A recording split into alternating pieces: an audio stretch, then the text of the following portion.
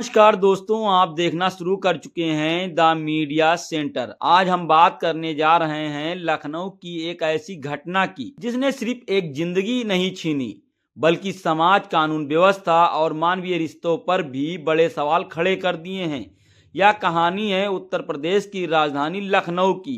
हम सबने कई बार सरकार के बयान सुने हैं, अपराध पर जीरो टॉलरेंस, कानून व्यवस्था मजबूत, अपराधी बच नहीं पाएंगे।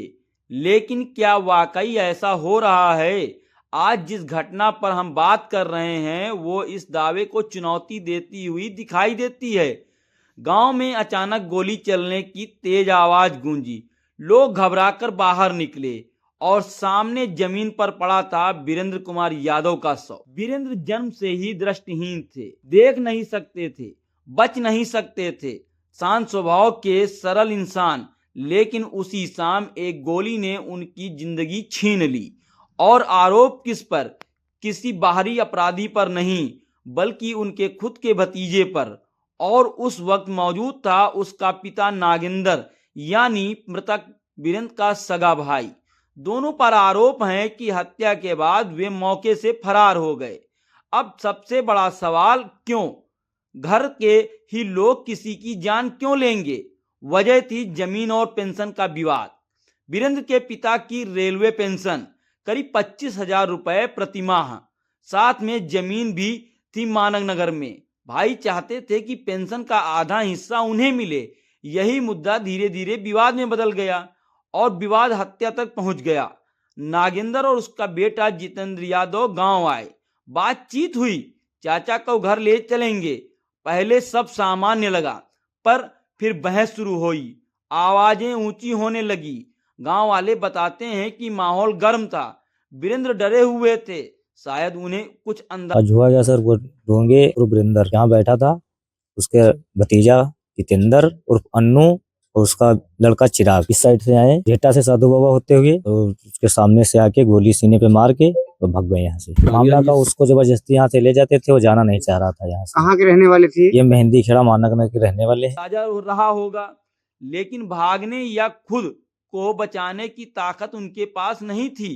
फिर अचानक जितेंद्र ने कमर से 315 बोर का एक देसी तमंचा निकाला। अब सोचिए, राजधानी में एक भतीजे के पास अवैध हथियार कैसे? यह सिर्फ एक सवाल पुलिस का नहीं, पूरे सिस्टम की कमजोरी दिखाता है। और बस धाएं, एक गोली चली सीधे सीने में। वीरेंद्र वहीं गिर पड़े। कुछ ही देर में उनकी सांसें थम गईं और आरोपी फरार हो गए। अब बड़ी बात यह है कि सरकार बार बार कहती है जीरो टॉलरेंस, लेकिन जब राजधानी में दृष्टिहीन व्यक्ति ही सुरक्षित नहीं, जमीन के लालच में रिश्ते टूट रहे हैं और अवैध हथियार खुले में चल रहे हैं, तो जनता सवाल पूछती है, और पूछना भी चाहिए। क्या जीरो टॉलरेंस सिर्फ पोस्टर और भाषणों में है? क्या यह जमीनी स्तर पर असरदार है? हम पुलिस पर निशाना साधना नहीं चाहते। पुलिस एक पूरा तंत्र है, उस पर कई जिम्मेदारियां हैं, लेकिन यह घटना बहुत बड़े सवाल खड़े करती है। यह सिर्फ हत्या की खबर नहीं, यह सिस्टम की नाकामी का आईना है। क्या ऐसी घटनाओं को रोकने के लिए सिस्टम में सुधार की जरूरत नहीं है? दिव्यांग नागरिकों के लिए सुरक्षा प्रोटोकॉल, पारिवारिक संपत्ति विवादों की निगरानी, एसडीएम और पंचायत स्तर पर इंटरवेंशन, पेंशन विवादों पर लीगल प्रोटेक्शन, अवैध हथियारों पर सख्त नियंत्रण, क्या ये लागू नहीं होने चाहिए?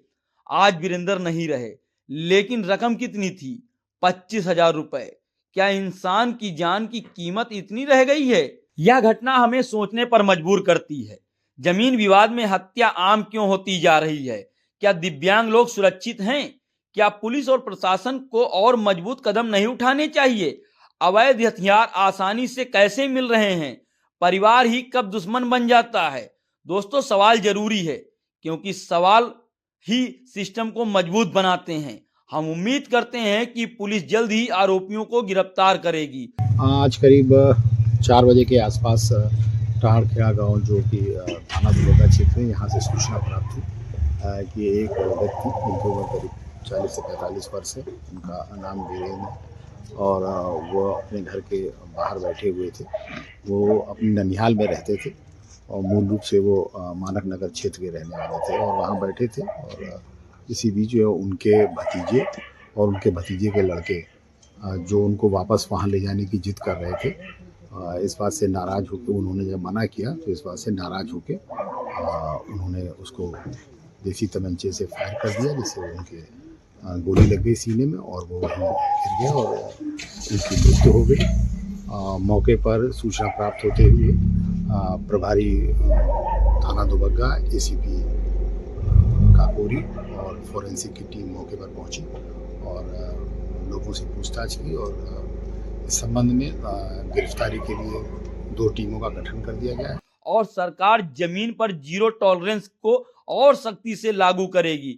समाज से भी हमारी अपील है, रिश्तों में भरोसा, इंसानियत और संवेदना बनाए रखें।